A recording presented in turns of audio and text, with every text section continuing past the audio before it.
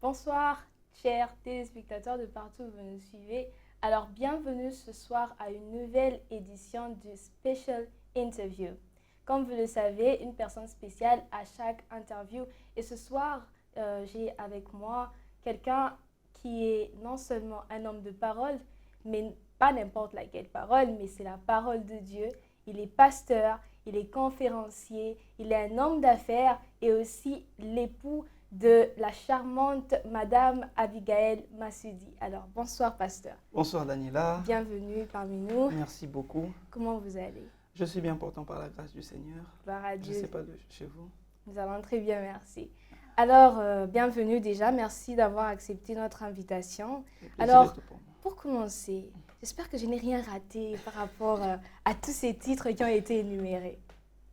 Non, Vous n'avez rien raté. non, Ou encore, il y a beaucoup plus, peut-être. non. Je pense que je suis dans toutes ces casquettes que vous avez énumérées, serviteur de Dieu, époux désormais, depuis pratiquement près de 5 mois. Encore félicitations.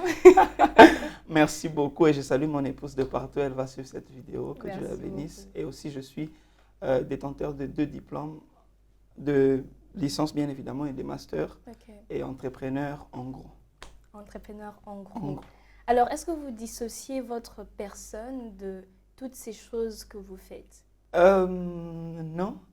Euh, Pourquoi je ne dissocie pas? Parce que quand on me voit, on voit les pasteurs, on voit l'entrepreneur, on voit l'époux de quelqu'un. Ça devient très difficile de marcher avec la casquette de moi-même. Je Oui. marche avec toutes ces casquettes-là parce que ce sont ces choses-là qui font moi. En tout cas, c'est vraiment intéressant. Alors, étant pasteur dans cette communauté, particulièrement sur l'île de Chypre, quel est l'impact que vous trouvez que l'Église apporte dans la société dans laquelle nous nous retrouvons? Dans la société ou dans la société à Chypre? Ici particulièrement, oui. D'accord, d'accord. Alors, je pense que l'Église est en train de jouer un très grand rôle dans la société de Chypre. D'accord? Pour la plupart d'entre nous, ou même pour la plupart des jeunes qui sont venus tout justement après nous, moi je suis là sur l'île depuis mars 2014. Ok. L'île était un endroit très paisible. Mais au fil du temps, au fur et à mesure, les gens venaient, les différentes cultures s'ajoutaient à la culture chypriote, ou à la culture chypriote Oui. turque. Les choses changeaient au fait. On avait différentes diasporas, différentes communautés, et la mentalité changeait au fait. Ok. Les choses changeaient, les gens s'élançaient dans tout. Voilà.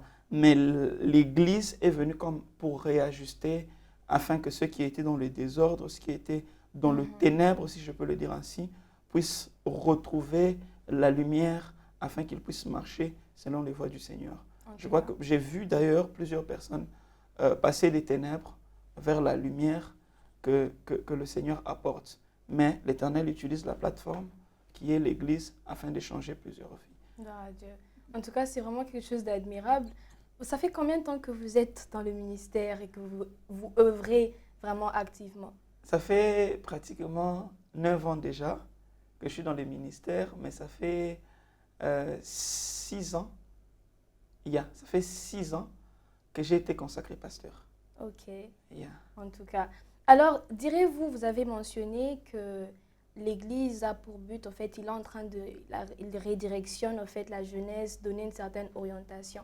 Est-ce que vous pensez donc que c'est nécessaire et obligatoire à tout le monde d'être sous une Église afin de trouver justement la direction et l'orientation, le recadrement? Je pense qu'en tant qu'enfant de Dieu, c'est très important. C'est vrai que l'on peut avoir des grâces, c'est vrai que l'on peut connaître le Seigneur personnellement. Mais la communauté ecclésiastique ou les communautés ecclésiastiques jouent un rôle très important dans la croissance du chrétien et afin de donner aussi la direction à ces derniers. Voyez-vous, quand l'Église primitive commence, l'une des choses qui se passe, la Bible dit qu'ils persévéraient dans les enseignements des apôtres, dans les prières, dans la communion fraternelle. La communion fraternelle, c'est même cette activité-là entre frères. Vous êtes en train de communier, vous êtes dans une assemblée, vous êtes en train de partager, vous êtes en train de communier au fait. Voyez-vous, à la maison, c'est vrai que vous pouvez écouter le Seigneur, vous pouvez lire votre parole, mais à l'église, ce que vous ne pouvez pas faire, quelqu'un d'autre peut vous aider à le faire. En tout cas. Et vous avez certainement rencontré certains défis alors, parce qu'on est face à une jeunesse, Yeah. vous avez dit qu'ils sont un peu dans tout. Du coup, quel a été certains de ces défis et comment est-ce que vous le relevez? Je pense déjà, le premier défi que j'ai eu à rencontrer, déjà je suis pour, euh, parce qu'on parle d'église, je suis quelqu'un qui a grandi dans un milieu ecclésiastique. Il faudrait aussi noter que mon père est d'un passé musulman et ma Ok. mère est d'un background de chrétien. Donc je suis quand Intéressant. même le mélange, ok? Mhm. Je suis quand même le mélange entre deux différentes religions. Alors, pour ne pas parler du christianisme et de l'islam. Alors, le changement, d'abord, ça n'a pas été facile. Pourquoi? Parce que euh, quand j'ai commencé à fréquenter l'église que j'ai fréquentée sur l'île, j'étais simplement un simple fidèle. Et Ok. par la suite du temps, j'ai commencé à servir le Seigneur dans un département. Et le problème se situe au niveau où on doit te sortir du département pour que tu commences à gérer les personnes. Ok. Là, c'est tout un autre problème. C'est très difficile d'accepter quelqu'un qui vient du coup sur le marché ou, si on peut Mhm. dire, sur une plateforme afin de vous guider, afin de vous diriger. Oui. C'est très difficile pour plusieurs personnes de l'accepter, de le prendre comme tel. Voilà, qu'est-ce qu'il va nous dire? Qu'est-ce qu'il sait que nous ne savons pas? Où est-ce que lui va nous amener? Ça, c'était un défi de se faire accepter. Mhm. Donc, l'approbation, c'était le premier défi. Mais je me suis dit, si c'est le Seigneur qui m'a appelé, il va m'imposer dans le cœur de ces personnes que je suis en train de conduire. Mhm. Et on a continué avec cette même Oui. façon de faire. Et Et véritablement, il y a voilà. des fruits. Yeah, ça peut se ressentir. Gloire à Dieu. Alors, comment est-ce que là maintenant, j'aimerais que vous puissiez nous aider un peu. J'ai aidé certainement quelqu'un qui est en train de nous regarder ce soir. C'est un jeune chrétien. Et peut-être même notre personne n'est carrément pas chrétien. Comment est-ce que cette personne peut évaluer l'impact qu'il a dans sa société, autour dans l'environnement dans lequel il se retrouve, en tant Mm. qu'individu? Je pense que l'impact qu'on a, on peut l'évaluer en regardant le type de résultat Mhm. qu'on a dans cette société. Je nous explique aujourd'hui, par exemple, on va prendre un exemple qui est quand même banal. Mhm. Aujourd'hui, on se rend compte que quand on est dans un supermarché, même si on ne sait pas parler turc, on a envie de parler turc parce que les personnes qui sont autour de nous, les Turcs, les Chypriotes turcs, ont eu un impact sur nous les autres. Mhm. Et à un tel point que même si on ne sait pas faire la chose, on a envie de le faire. Ok. Parce que bien évidemment, c'est une clé qui nous permet de communiquer avec eux. Alors l'impact qu'on a dans la société, on peut, si on doit l'analyser ou si on doit faire une introspection, ça se sent sur le fait que l'on change de vie, plutôt l'on change les vies des autres par notre vie au fait. Ok. Voyez-vous, c'est par notre vie que l'on parvient à changer. Et si on peut regarder dans la société où nous nous trouvons, il n'y a pas eu de changement de vie, alors on doit se poser la question si on impacte ou si on est impacté par les autres. Intéressant. Alors, que direz-vous des personnes qui vous diront que non, moi je suis introvertie. Alors, j'aime pas trop socialiser, j'aime être dans mon coin. Comment est-ce que cette personne peut apporter de l'impact? Wow. Déjà, c'est très difficile d'apporter de l'impact si on est dans notre maison. Ok. C'est très difficile d'apporter de l'impact si on est renfermé. Il est vrai qu'il y a des personnes qui sont quand même renfermées, mais on a besoin du Seigneur pour bien évidemment parler aux personnes qui sont dans notre société. Parce que si l'Éternel ne nous fait pas grâce, on va toujours rester là à ne rien faire. Alors, au-delà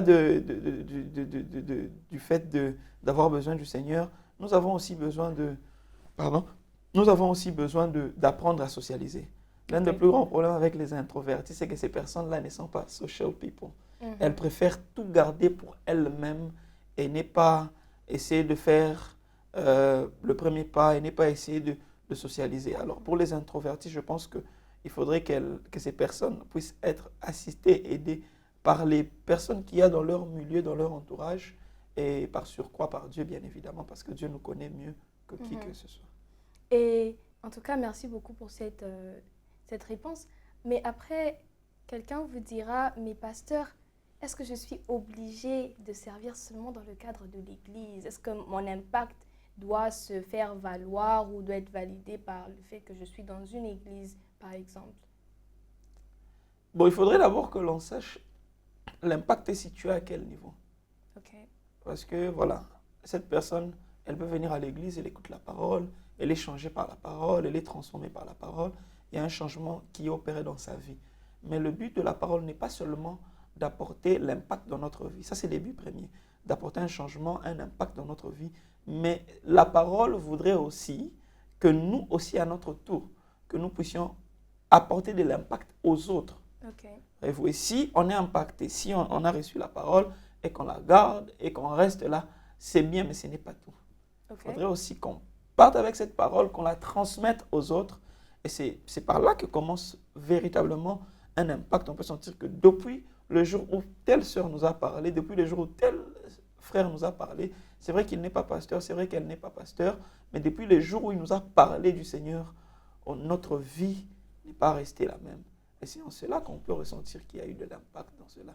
Si le frère, la sœur vient à l'église, elle fait bien. Mais si elle peut rendre le Seigneur beaucoup plus palpable, beaucoup plus évident dans les vies des autres, elle fait mieux. Intéressant. Donc, il est question de rendre palpable, comme vous l'avez dit, le Seigneur à travers des vies des autres. Bien évidemment. Très intéressant. Alors, Pasteur Jean, vous êtes pasteur précisément de quelle communauté, quelle église faites ici sur l'île? D'accord, je suis pasteur des Rehoboth Church International, Ok. l'extension Guirne, et voilà, c'est l'église que dirige le pasteur Samuel Maregane Gakagale. Oh, ok. J'aimerais pas massacrer le nom. Pasteur Samuel, carrément. Pasteur Samuel, ok. D'accord. Et est-ce qu'il y a un mot que vous aimeriez lui dire ou... Oh, pasteur Samuel, c'est quelqu'un de particulier qui est arrivé sur l'île depuis 2012. Ok. Je pense que ça fait partie, je peux l'appeler le Père Abraham, parce que ça fait partie des premières personnes qui sont arrivées sur l'île. Le premier groupe des étudiants, c'était le groupe de 2011. Ok. Lui, il faisait partie du deuxième ou du troisième groupe, si j'ai bonne mémoire, en 2012. Et il a servi Dieu sur l'île sous le leadership du pasteur Samson Fadia, Ok. que nous saluons d'ailleurs en passant.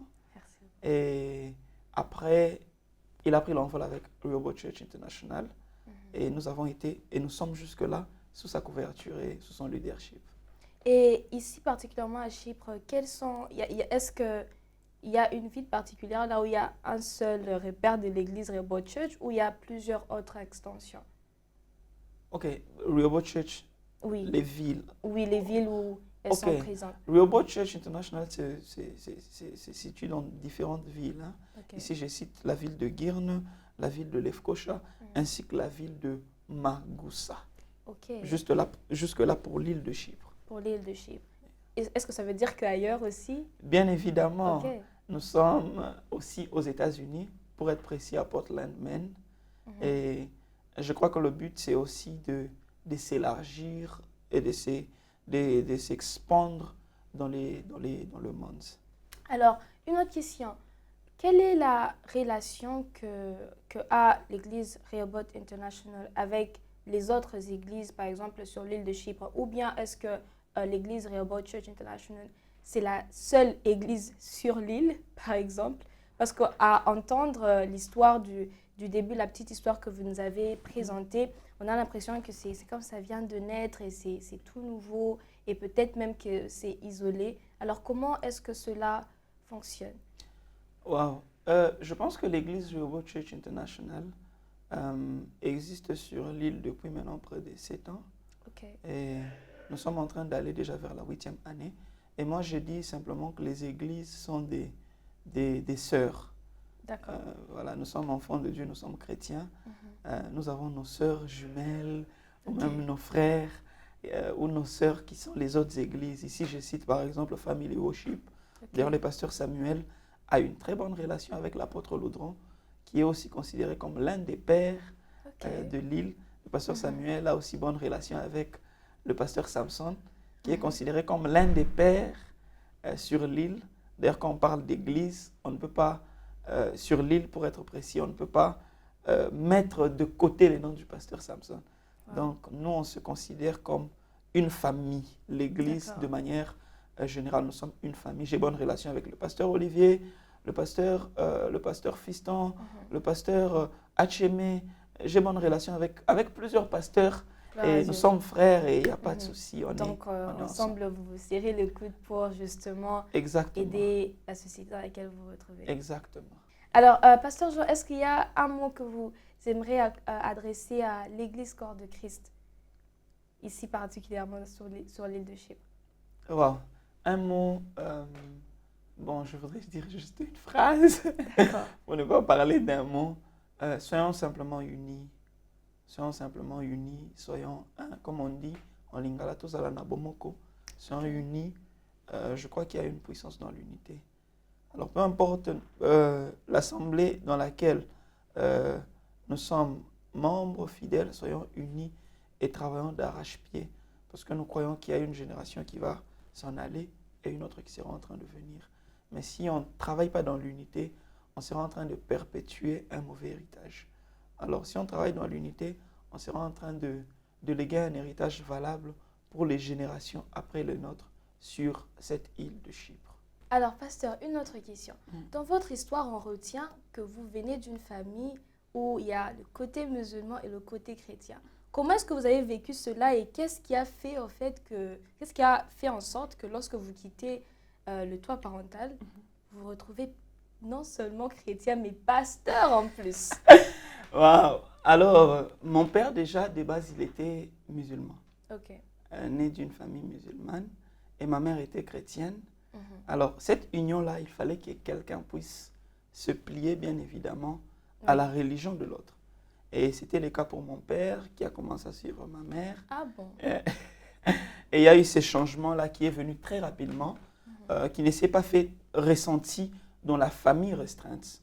Parce que mon père était musulman avant que je ne sois né. Quand je suis né, il y avait déjà ces changements-là. Ok. Mais qu'à cela ne tienne, j'ai des membres de famille qui sont musulmans.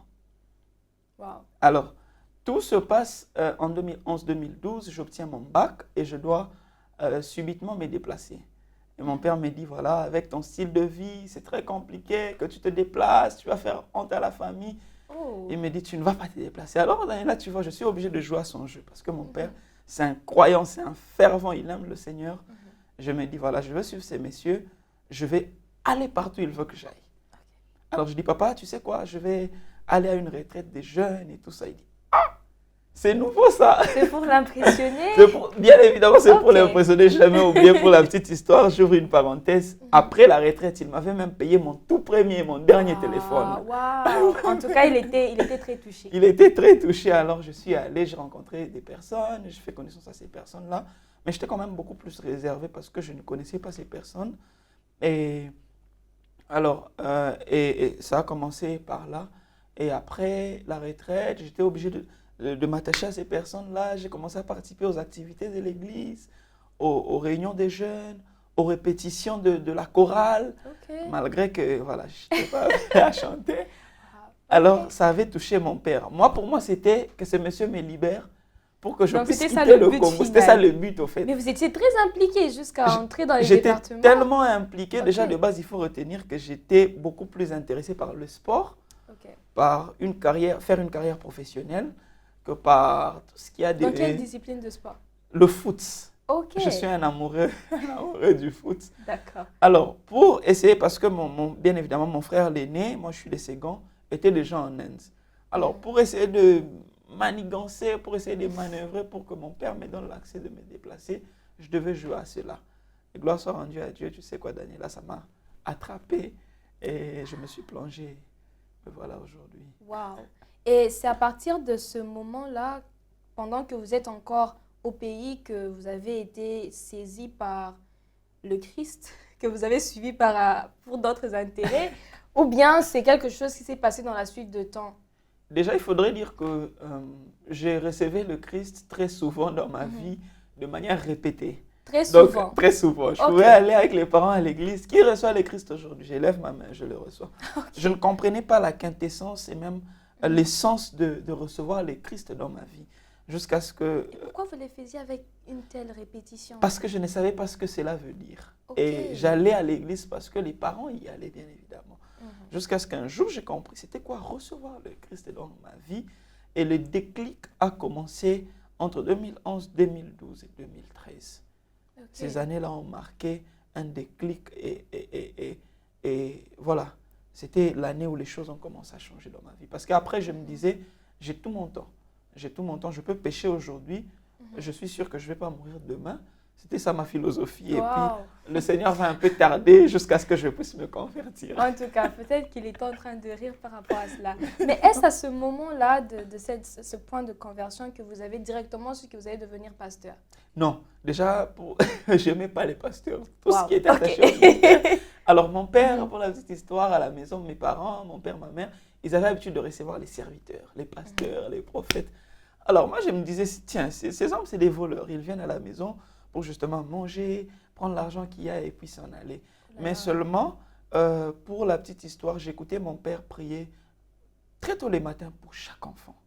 Ok. Et il en pleurait parce qu'il n'aimait pas le style de vie qu'on avait. Il en pleurait, Seigneur, change les enfants, change mes enfants, change les enfants. Et nous, on continuait toujours dans la bêtise. Il en pleurait, il nécessitait de nous pousser à aller à l'église, il nécessitait de nous pousser à servir le Seigneur. Et voilà. Et étant arrivé sur l'île, tout a changé. J'ai rencontré de personnes Oui. et voilà, il y a eu cet envol En tout cas. qui a commencé dans ma vie. Et alors, qu'est-ce qui fait la particularité de l'appel que vous avez reçu? D'accord. J'arrive sur l'île en 2013, non 2014, mars 2012, j'obtiens mon bac 2012-2013. J'arrive sur l'île en 2014. 2013, je dois venir, je sais que je dois venir. En 2014, j'arrive. Et en 2014, mars, je rencontre des hommes. Entre autres, le pasteur Samuel, le pasteur Godric, le pasteur Samson, le pasteur Tibet, qui était aussi mon responsable. Je rencontre le pasteur Loudran, je rencontre plusieurs personnes. Alors, ces personnes nous parlent de Christ en général, et subitement, on se met à être attaché aux activités ecclésiastiques.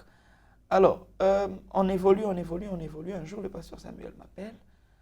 Déjà, moi, les amis m'ont provoqué que j'étais un homme qui priait parce que je pouvais être là, on prie avec les amis, j'ai prié. Voilà, j'avais Vous relâchez vraiment dans la prière. yeah, j'avais cet élan-là parce que j'avais imité ça de mon père biologique, qui d'ailleurs m'a impacté positivement. Alors, le pasteur Samuel m'appelle, il me dit, voilà, je vois que tu as l'appel du Seigneur. Mais qu'est-ce qu'il a, Déjà pour quelqu'un qui n'aimait yeah, pas cela. Mais qu'est-ce qu'il a, ce monsieur-là? Je me dis, bon, peut-être qu'il a juste envie de parler, il a juste envie de dire ce qu'il a envie de dire. Il dit, tu as l'appel de Dieu dans ta vie. Je dis, non, ça ne peut pas être possible que je puisse avoir l'appel de Dieu dans ma vie. Alors je dis, ok, parce qu'il a parlé, assurément l'Éternel aussi lui a parlé. Je me suis dit, je ne dois pas négliger. Je rencontre des gens aussi qui me disent aussi la même chose, tu as l'appel de Dieu dans ta vie. Il précise, tu as l'appel de Dieu au ministère apostolique. J'ai dit non, cet homme, qu'est-ce qu'il veut? C'est quoi le ministère apostolique? Mais est-ce qu'à ce moment-là, vous commenciez un peu à comprendre beaucoup plus les termes qu'on employait? Oui. Ok. En ce moment-là, je comprenais quand même beaucoup plus les termes qui étaient employés. J'ai lisé déjà la parole durant cette période-là. J'ai commencé à aimer en fait. Voilà. Je commençais à prendre goût aux choses de l'esprit. Et il vient, il me dit, voilà, tu as l'appel au ministère. Je dis, mais qu'est-ce qu'il a lui là? Alors, il me dit que j'ai l'appel au ministère. Je dis, bon, ça peut être quelque chose de vrai aussi. Bon, tiens, let's me go chercher Dieu, que j'aille maintenant chercher Dieu pour que l'Éternel lui-même puisse me parler. Alors, je me retire un instant. Pendant une période, je me mets maintenant à chercher Dieu sérieusement. Et j'ai commencé à vivre des choses maintenant avec le Seigneur. Entre autres les apparitions, j'ai commencé à vivre des choses que je ne pouvais pas expliquer. À un tel point qu'il y a des temps où je ne pouvais pas dormir en chambre parce que je vivais des choses que je ne pouvais pas expliquer au roommate, que je ne pouvais expliquer à personne. Alors, le désir qu'il y avait dans mon cœur, c'était Seigneur, parle-moi, je veux connaître, c'est à quoi je suis appelé. Il a dit que j'étais appelé au ministère apostolique. Dis-moi quelque chose. Et dans la manière que l'Éternel utilise pour me parler, il me parlait très souvent durant cette période par le rêve. Alors, j'ai rêvé beaucoup. Et j'ai fait un songe, j'ai fait un rêve où je vois l'Éternel qui m'envoie. Il m'envoie auprès des jeunes. Je me retrouve avec les jeunes de mon quartier. Je suis en train de leur parler de la part du Seigneur. Quelque temps après, j'ai fait encore un autre rêve. Je me retrouve dans un stade où il y a beaucoup de gens, comme les arènes. Mais dans ces arènes, il n'y a pas que des noirs. Je remarque qu'il y a des blancs. Alors, c'est par là que l'Éternel m'a dit, tu vois, toutes ces choses, j'étais appelé au ministère apostolique. Je dis, mais Seigneur, tu m'as appelé au ministère apostolique, mais qu'en est-il de cela? Comment je dois faire? Je suis sous quelqu'un, est-ce que je dois sortir? Oui. Et l'Éternel m'a juste fait comprendre que je devais suivre le processus. Et j'ai Ok. commencé à suivre un processus.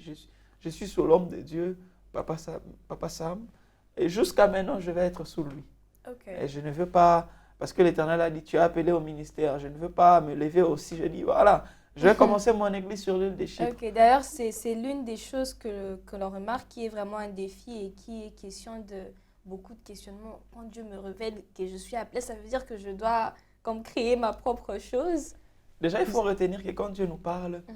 il y a des choses que Dieu nous parle pour nous, et il y a des choses que Dieu aussi nous dit pour les autres. Ok, Et même quand Dieu nous parle pour nous, il y a le temps de l'accomplissement. d'accord. Il y a des choses qui vont s'accomplir là, mais il y a des choses qui vont prendre le temps. Il faudrait faire simplement comme Habakkuk, écrire la prophétie et attendre le temps qui a été fixé. Ok. Et savoir que la prophétie va s'accomplir. Si elle ne s'accomplit pas aujourd'hui, elle va s'accomplir certainement dans l'avenir. Alors moi, j'attends simplement. Et même si j'attends, même si mon père m'expose face au public, je suis son serviteur, je suis son fils. Ce n'est pas parce que mon père biologique me libère de la maison que je ne suis pas, par exemple, son fils biologique. Je suis son fils biologique. Même si je pars à gauche, à droite, j'ai son ADN. Ce n'est pas aussi parce que mon père me reconnaît comme pasteur que je dois me permettre de tout faire. Je suis sous lui, même si je suis appelé au ministère apostolique en exerçant la fonction pastorale actuellement. Ok. Je suis sous lui et je continue à œuvrer pour le Seigneur. En tout cas, c'est vraiment quelque chose de très important. Certainement, quelqu'un qui est en train de vous suivre aura un peu plus de clarté et ne va pas décider de se rebeller, comme on emploie le terme, de se rebeller, mais d'attendre, comme vous l'avez dit. Alors, parlons un peu de l'histoire d'amour qui fait aujourd'hui de Pasteur Jean non seulement un pasteur, non seulement un homme d'affaires, mais désormais un époux. Waouh, l'histoire d'amour. Oui, comment cela a commencé? Comment vous avez su que c'était véritablement cette femme-là qui sera la vôtre pour la vie? Alors, Daniela, tout commence en 2019. Ok. Et moi, j'étais dans le passé, je pense que si mon épouse regardait ça, elle va en rire. Dans le passé, j'étais un homme à femme. Ok. J'étais un homme à femme. J'aimais beaucoup tout ce qui est de caractère à sexe opposé, les femmes. Mais quand le Seigneur m'a parlé, quand l'Éternel m'a changé, quand l'Éternel a voulu que je puisse le suivre, il y a une chose à laquelle je m'étais dit de ne plus faire, c'est être dans ces choses-là. Ok. Alors 2019, septembre, octobre, ou même avant septembre, avant septembre, octobre 2019, pratiquement vers août, je commence à parler avec mon épouse, celle qui est mon épouse bien évidemment, qui ne l'était pas dans le passé. Déjà, il faudrait noter que je commence à parler avec elle parce que je suis son pasteur. Oh. Son pasteur. Et je me rappelle 2017-18, je pense que c'était vers 2017-18 qu'on parle pour la toute première fois.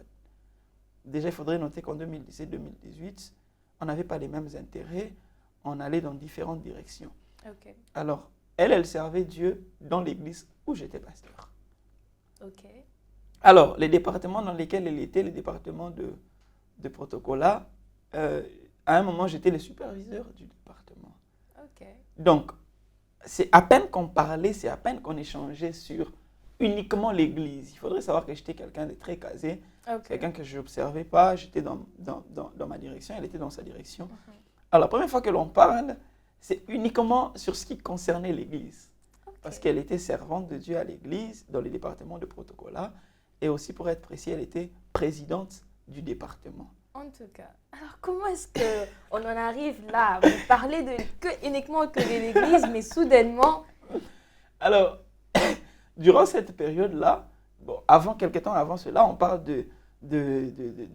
uniquement de l'église. Il y a le dédoublement qui s'est effectué. Donc, Papa Sam, Dieu lui a convaincu de commencer avec l'Ifkocha. Okay. Alors, elle décide de quitter Girne pour aller à l'Ifkocha, pour servir Dieu à l'Ifkocha. Mais cependant, moi j'étais pasteur, comme vous le savez, on priait aussi avec les départements. Vous voyez, on nous a assigné quand même beaucoup de départements. Okay. On priait aussi avec les départements d'intercession. Donc un jour, on est chez elle pour la prière avec les départements d'intercession. il faudrait noter qu'elle ne faisait pas partie du département d'intercession durant cette période-là.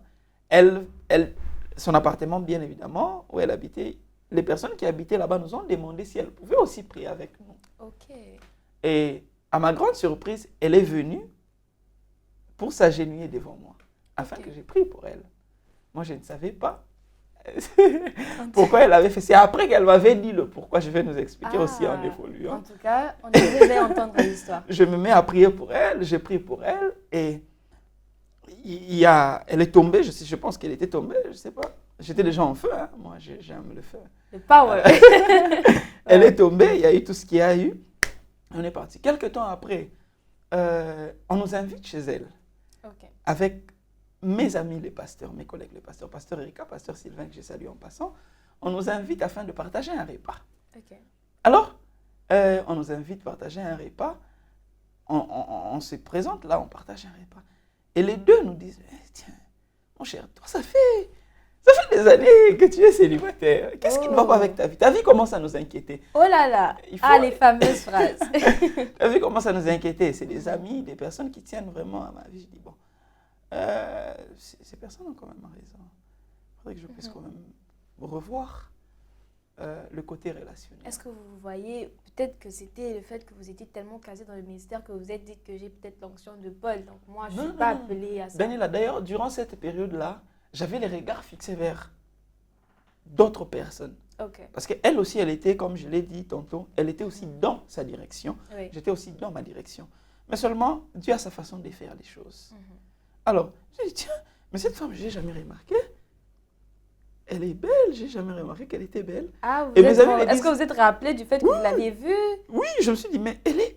Voilà, après le repas, les femmes doivent être stratèges. On nous sert le repas chez elles. Elles prennent bonne note. Oui, on demande qui a préparé ça, qui a préparé ça. Je la regarde, je l'observe un instant, je dis, mais cette femme est belle. Mais seulement, durant cette période, tout ce que je savais, c'est qu'elle était en relation. Elle est en relation. À Chypre, il y a beaucoup de choses qui se passent. On va dire, ce monsieur-là. Il veut briser la relation. On sort avec nos amis, mes amis, les pasteurs. Ils me disent, non, cette personne, elle est seule, toi et tout ce qui va avec. Pourquoi est-ce que tu ne l'abordes pas? Elle est seule. Oui, elle est seule. Je dois aussi faire des investigations. Mes amis me motivent, ils me boostent. Après le repas, je parle un peu avec elle, je me rends compte que c'est quelqu'un de très réservé. Elle est trop réservée, mon épouse. En tout cas, moi, je suis quelqu'un de social. Elle est trop réservée. Elle, c'est la maison, l'église, l'université. La maison, l'église, l'université, le travail. Elle, c'est tout ça. Et moi, je suis quelqu'un de social. Je suis open. Alors, j'essaie de lui poser quand même des questions. Elle est réservée. Et bon, il n'y a pas de problème. On essaye d'échanger par messagerie, bien évidemment. Elle s'est dit, bon, c'est mon pasteur. Elle s'est dit, c'est mon pasteur. Bien sûr, elle a remarqué que j'ai commencé subitement à lui laisser des messages et tout ça. Elle s'est dit, bon, peut-être que ce monsieur m'écrit juste pour prendre mes nouvelles, pour demander sur ce qui est du département. Peut-être qu'il veut m'encadrer. Peut-être que Dieu l'a orienté pour m'encadrer. Elle se disait ça. Peut-être que Dieu l'a orienté pour m'encadrer. Mais elle ne savait pas que j'avais un plan. En tout cas, le plan, vous étiez un très grand stratège. Exactement. Et voilà, quelques temps après, je reviens auprès d'elle. Je lui vends un vêtement. Parce qu'il faut noter que j'étais déjà dans JM Class avait commencé Exactement, déjà. Je lui vends un vêtement. Elle dit, voilà, je vais payer. D'ailleurs, les vêtements, c'était un vêtement de couleur rouge-bordeaux. Burgundy. Il y a rouge-bordeaux. Elle paye le vêtement. Malgré elle ne voulait pas payer. Elle paye le vêtement. Ah, mais parce que c'est le pasteur. Oui, parce que c'est les pasteurs, il faut soutenir les pasteurs et tout ce qui va avec. Elle paye le vêtement, elle part. Et puis après, quelques temps après, je lui dis, écoute, est-ce qu'on peut échanger? J'ai envie qu'on se voie quelque part, qu'on puisse échanger. Jusqu'à-là, elle ne comprend pas tout ce qui se passe là. Wow. Et j'ai jamais oublié, on s'est vu en face de Gloria Jeans, il y a quelque part là. On s'est vu, on a pris quelque chose à boire, on a commencé à échanger un peu. Je voulais quand même un peu connaître qui elle était.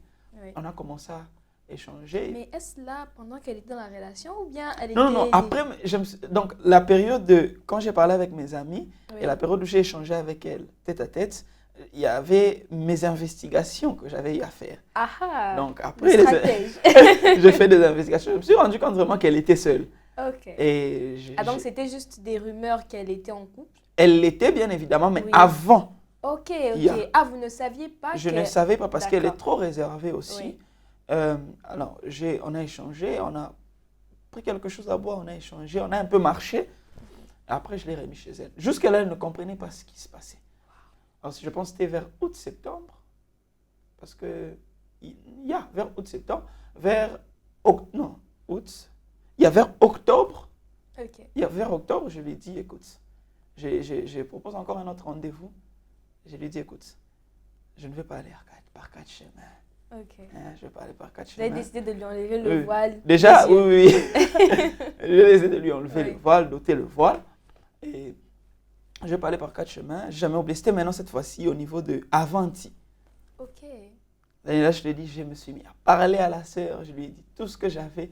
Elle m'a regardé. Elle n'avait rien dit. Elle n'avait rien dit. J'ai parlé, j'ai fini. Je lui ai dit, mais non. Je voudrais écouter ta réponse. Elle m'a dit, bon, s'il vous plaît, accordez-moi le temps. Wow. Là, elle est face à son À pasteur. son pasteur, elle n'a pas encore enlevé. Elle n'a pas encore enlevé cette Oui. casquette-là de je suis face à mon pasteur. Elle m'a juste demandé de lui accorder le temps. Oui. Ah, bah, petit Oyo, je vais lui accorder le temps jusqu'à où? Jusqu'à Vraiment, quand? vraiment.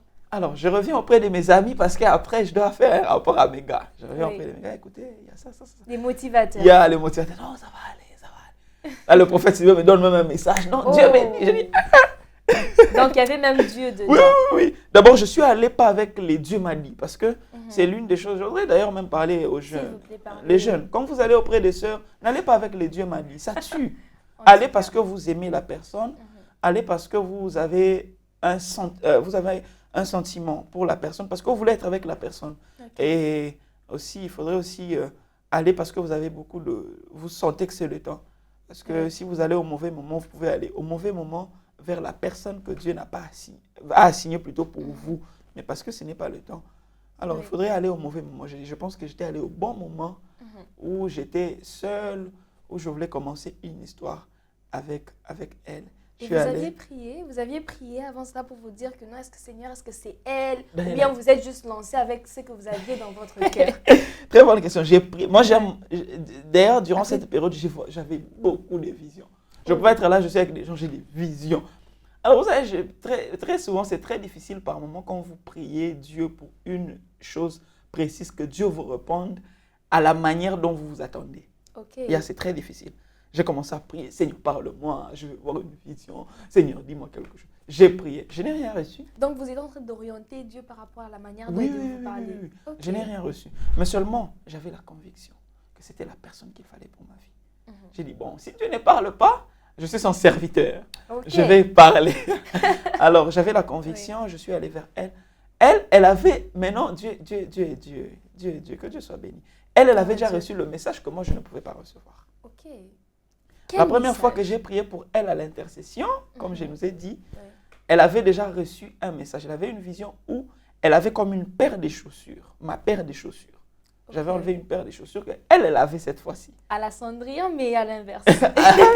Elle avait comme ma paire de chaussures. C'est comme si moi j'avais lancé la paire de chaussures qu'elle avait pris. Elle s'est posé la question, mais la paire de chaussures du pasteur, je vais faire quoi avec la paire de chaussures du pasteur? Ok. Elle ne m'avait jamais dit cela parce que dans la culture africaine, c'est strictement interdit à la femme en majeure partie d'aller vers l'homme. Ok. D'aborder. Ah, donc elle avait déjà compris ce que le message voulait dire? Oui, non, je ne pense pas qu'elle avait compris. Ah, ok. C'est après qu'elle avait compris. Alors, elle avait sa paire, et elle n'avait pas compris le message, mais aussi, même si elle avait compris, parce que c'est quelqu'un de réservé, elle ne pouvait pas venir me le faire savoir. Ok. Et quand on évolue, qu'est-ce qui se passe? C'est que je me dis, bon, je n'ai rien reçu, mais j'y vais quand même. Et quand je pars, elle me dit, donnez-moi un peu le temps. Ok. Alors, à partir de octobre, je me dis, bon, de toute façon, elle va me donner la réponse. Mais je me pose la question, si elle me dit oui, je vais me réjouir. Mais si elle me dit non, comment est-ce que je vais commencer à voir cette sœur? Déjà, il faut noter que c'était quelqu'un de très respectueux, qui m'accueillait toujours avec beaucoup de respect à l'église. C'était donc vraiment un grand risque que vous aviez pris. Oui, j'ai pris un grand risque. Je n'ai jamais eu de mauvais témoignages d'elle. Je n'ai jamais eu de mauvais témoignages concernant sa personne. Alors, j'aurais aussi appris qu'elle était fille de pasteur. Je disais, mais si elle me disait non, Seigneur. Quels étaient les scénarios que vous avez mis en place pour vous dire, bon, on va trouver notre solution? Je me disais, mais si là, parce qu'elle était protocole. Oui. Elle avait l'habitude de nous accueillir, de nous sourire. Je me disais, là, si elle dit non, peut-être qu'elle va plus commencer à me sourire. Peut-être que, voilà, quand je vais commencer à entrer, je serai couvert de honte. Je ne saurais plus, je ne saurais plus peut-être faire bien mon service comme il fallait. Mais après, je me suis dit, bon, allons seulement, peut-être que ça va marcher. Octobre, novembre, décembre, elle ne dit rien. Okay. Je me dis, mais Seigneur. 3 mois d'attente. 3 mois déjà, je suis en train de patienter, mais seulement à la traversée de l'année de 2019, à la traversée qu'il y avait eu d'ailleurs à Ouz, Veli Horta Okulu, avec l'église Robots. Elle avait fait quelque chose qui m'avait fait comprendre qu'elle avait déjà accepté. À la traversée. Ok. On est à la traversée, donc vers 22h, le service commence et puis on célèbre. J'avais ma tablette en main. Derrière, je suis en train de célébrer avec les gens parce qu'on a traversé. Il y a le département de protocole qui était habillé en noir-blanc, elle y compris. Les deux églises s'étaient déjà fusionnées. L'extension des Lefkocha et l'extension des Guirnes, ou même les deux extensions s'étaient déjà fusionnées. Je me mets à célébrer, à danser. Et elle me regarde au fait. Parce que j'ai dansé, il y avait des gens autour de moi. Il y avait des gens qui célébraient, il y avait des gens qui sautaient. Et elle me regarde et dit, mais tiens, ce monsieur, pourquoi est-ce qu'il danse? Qu'est-ce qu'il a? Et elle me dit, pasteur, est-ce que je peux tenir votre tablette? Pour elle, ça l'avait quand même intriguée. Elle était mal parce que les pasteurs, pourquoi est-ce qu'ils dansent avec des gens comme ça en désordre? Et elle prend ma tablette et là, je me dis, ah, c'est tout. Et qu'un mois après, elle me dira, voilà, on peut commencer la relation le 25 janvier. Wow. On a commencé la relation et aujourd'hui, nous sommes mariés. Yeah. En tout cas, quelle histoire très bénissante. Je crois que quelqu'un qui est assez méticuleux peut déjà en tirer beaucoup de leçons de vie déjà. Et c'est vraiment quelque chose de merveilleux. Alors, est-ce que nous pouvons toucher maintenant la casquette d'entrepreneur, l'homme d'affaires? Je suis tout à vous. Alors, merci beaucoup. Comment est-ce que vous expliquez, est-ce que vous trouvez qu'il y a raison de créer une synergie entre la spiritualité et les affaires? Une très très bonne question. Merci. Déjà de base, je pense qu'il y a possibilité de créer une synergie entre la spiritualité et les affaires. Et il faudrait juste comprendre que quand on parle d'affaires, on ne parle pas des religions. Quand on parle d'affaires, éclairons-nous un peu. Quand on parle d'affaires, on parle de ce qui est commercial, de ce qui est économique, dans le but, bien évidemment, de tirer profit. Alors, on présente un produit, on présente quelque chose dans le but de tirer profit. Mais en religion, c'est les enseignements, les dogmes reçus afin que nous soyons en contact avec une divinité. Alors, c'est possible d'être un homme très spirituel et d'être un homme, au-delà d'être un homme spirituel et d'être un homme d'église, si je peux le dire comme ça, ou être un serviteur, c'est possible. C'est possible d'être un homme d'affaires, un être spirituel, c'est possible. Et c'est possible d'être un homme qui évolue dans le ministère et d'être un homme qui évolue dans les affaires. Mais seulement, les gens confondent entre le fait qu'on sert Dieu, ou même les gens confondent entre le fait que l'on soit prospère dans le ministère et qu'ils ne puissent pas parvenir à expliquer que l'on soit aussi prospère dans les affaires. C'est où le problème se situe. Parce que plusieurs vont dire, voilà, il évolue dans les affaires parce qu'il a réussi dans le ministère. Il prend l'argent de là pour emmener là. Mais ce n'est toujours pas le cas. Ce n'est toujours pas le cas. Mais alors, allez-vous dire que certains principes bibliques peuvent être appliqués dans le business et vice-versa? Bien évidemment. Je pense que la vie de manière générale est faite des principes et des normes afin de réussir.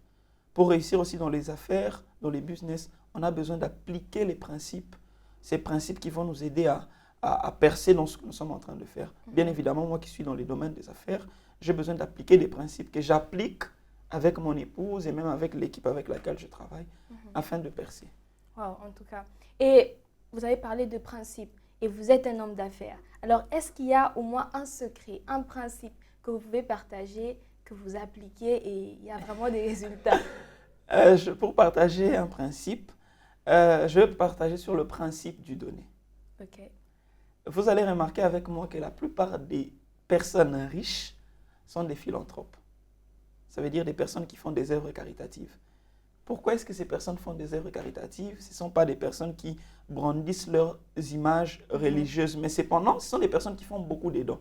Durant la période Covid, on s'est rendu compte que des gens comme Bill Gates, par exemple, ont fait beaucoup de dons aux différentes communautés, même les communautés africaines, bien évidemment. Alors, c'est un principe qui est spirituel. Alors, moi aussi, en tant qu'un homme spirituel, en tant qu'un serviteur de Dieu, c'est quelque chose que j'applique. Bon, je ne vais peut-être pas dire ce que je fais en termes de données, mais c'est quelque chose que j'applique même dans les vies de ceux qui servent l'Éternel. Parce que j'ai envie de voir les résultats dans mes affaires. Wow. Et le principe du donner. Yeah. Est-ce que ça veut dire qu'on doit commencer à donner avec la mentalité de il faut que je donne pour que je reçoive? Ce principe, c'est un principe qui a déjà établi comme cela. Okay. Que l'on le veuille ou pas, chaque fois que l'on tend la main pour donner, il y aura toujours une main qui viendra aussi pour nous donner. Et que dire des personnes qui donnent avec des motifs machiavéliques, si on peut dire comme ça? Il faudrait d'abord comprendre que le principe du donner ne doit pas être un principe du business. On ne donne pas parce qu'on s'attend à recevoir en retournant. On donne parce qu'on veut faire du bien. On donne parce qu'on veut que les autres puissent avoir un sourire. On donne parce qu'on voudrait être une source de bénédiction. Parce que je suppose que quand je donne à X ou à Y, peut-être sa prière pourra faire quelque chose dans ma vie. Alors, les données n'est pas les affaires. Parce qu'il n'y a que dans les affaires où il y a la loi de l'offre et de la demande. Quand je donne, je sais qu'en retour, je dois recevoir quelque chose. Moi, quand je donne, je ne m'attends à rien en retour. Alors, ces personnes qui donnent pour s'attendre à quelque chose en retour, elles doivent changer leur motivation. Sinon, arrivera un moment où il n'y aura rien en retour et elles vont arrêter de donner. Mais après, on vous dira, mais Pasteur Jean, Bill Gates, par exemple, lorsqu'il fait des dons et tout ça, c'est aussi d'une certaine manière une stratégie pour brandir, au fait, son entreprise, brandir la personne qu'il est. Alors, comment est-ce que je vais appliquer le même principe du donner en tant qu'un homme d'affaires, mais sans s'attendre à quelque chose en retour? Déjà, vous savez, les gens comme Bill Gates, ils n'ont pas besoin de faire beaucoup de bruit quand ils donnent. Ok. Yeah. Les personnes qui reçoivent, c'est qu'elles reçoivent font beaucoup de bruit plus que la personne qui ne donne. Alors, quand tu donnes, ça fera beaucoup de bruit, qu'on le veuille ou pas. Ouais, je prends un exemple. Je prends ma montre, je donne par exemple à l'homme de Dieu Stéphane. Okay. Elle part dans son milieu professionnel, on lui pose la question, cette montre-là, elle vient d'où? Non, c'est Monsieur Jean qui me l'a donnée, Pasteur Jean qui... Pasteur Jean. Je prends une veste, je lui donne. Mais cette veste-là, elle te va super bien. Qui te l'a donnée? C'est Pasteur. Voyez-vous un peu ce que ça fait? Et les personnes restent avec les noms d'un certain Jean qui a donné à un monsieur Stéphane. Okay. Et monsieur Stéphane, imaginez-vous par exemple qu'il travaille dur, son téléphone est éteint, et quand il regarde, oh, je dois arrêter mon travail, il va bénir Dieu pour la montre qu'il avait reçue, mais par le canal de Jean. Okay. Alors, le simple fait qu'il peut prier pour la personne, c'est déjà une bonne chose. Alors, les gens comme les Bill Gates, les gens comme Aliko Dangote, qui d'ailleurs est l'homme le plus riche d'Afrique, ils n'ont pas besoin de faire beaucoup de bruit. Ils donnent et ils ne s'attendent d'ailleurs en rien en retour parce qu'ils ont déjà beaucoup, mais ils reçoivent parce que c'est un principe qui a été divinement établi. Ok, merci beaucoup. Toujours dans le principe du donner, en tant qu'entrepreneur, qu'est-ce que vous offrez à la société et comment est-ce qu'on peut découvrir les services que vous offrez? Bon, ce que j'offre à la société, parce que moi je suis dans le domaine du vestimentaire, d'accord, donc je ne peux pas vêtir tout le monde. Ou en passant, est-ce que vous êtes en train de porter votre marque maintenant? Non. Pas encore? Pas encore. Ok, d'accord. Alors pour la société, je pense que nous venons en aide aux personnes qui sont dans le manque, pas du vestimentaire bien évidemment, mais dans les manques dans le domaine d'alimentation.